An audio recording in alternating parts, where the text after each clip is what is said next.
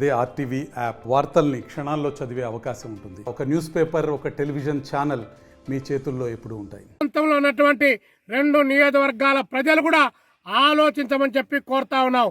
వైఎస్ఆర్సీపీ పార్టీకి సంబంధించినటువంటి ఈ ప్రాంత ఎమ్మెల్యేలకు పోటీ చేస్తున్న వారికి మీకు ఓటు హక్కు అడిగేటువంటి నైతిక అర్హత ఉందా? ఈ ప్రాంత ఎంపీగా ఉన్నటువంటి మిథున్ రెడ్డి గారికి మీరు ఓట్లు వేయమని చెప్పి మళ్ళీ ప్రజలను కోరేటువంటి కనీస నైతిక అర్హత మీకుందా అని చెప్పేసి ఈ సందర్భంగా మేము భారత కమ్యూనిస్ట్ పార్టీ సిపిఐగా అడుగుతా ఉన్నాం. అదేవిధంగా నిర్వాసితుల సమస్య ఇంకా పెండింగ్లో ఉంది.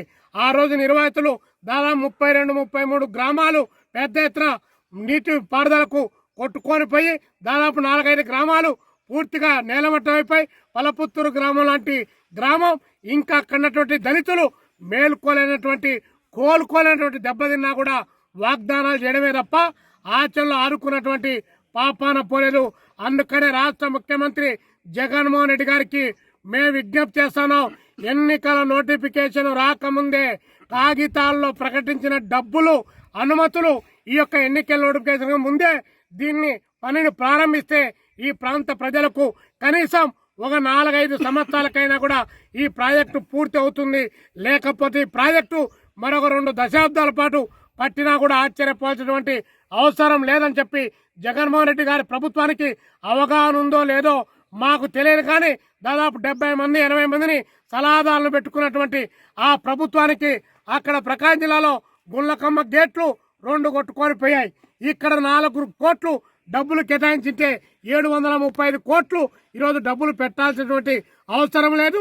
20 సంవత్సరాల పాటు నీళ్ళో లక్ష్మణ అని చెప్పి ఈ ప్రాంత ప్రజలు అఘోరించాల్సినటువంటి అవసరం కూడా లేకుండా పోయినది. కానీ అలాంటి వాటి పట్ల ఈ ప్రభుత్వానికి ఏ మాత్రం కూడా చిత్తశుద్ధి లేదన్నటువంటిది ఈ ప్రాజెక్టు పరిశీలన చేస్తే ఒక్కసారి అర్థమవుతుంది. కాబట్టి ప్రజలందరికీ కూడా మేము విజ్ఞప్తి చేస్తున్నాం.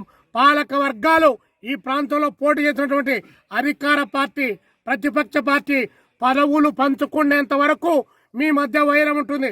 పదవులు మీకు దక్కిన తర్వాత మీరంతా ఒకటే అనే పద్ధతిలో ప్రజలను గాలి కొదిలేస్తున్నటువంటి వైనాన్ని ప్రజలు ఆలోచించమని చెప్పి ఈ సందర్భంగా ప్రజలకు కూడా విజ్ఞప్తి చేస్తా ఉన్నాం. మరిన్ని వీడియోస్ కోసం ఛానల్ ని సబ్స్క్రైబ్ చేయండి. లేటెస్ట్ అప్డేట్స్ కోసం వాట్సాప్ ఛానల్ ని ఫాలో చేయండి. అండ్ లింక్ డిస్క్రిప్షన్ లో ఉంది.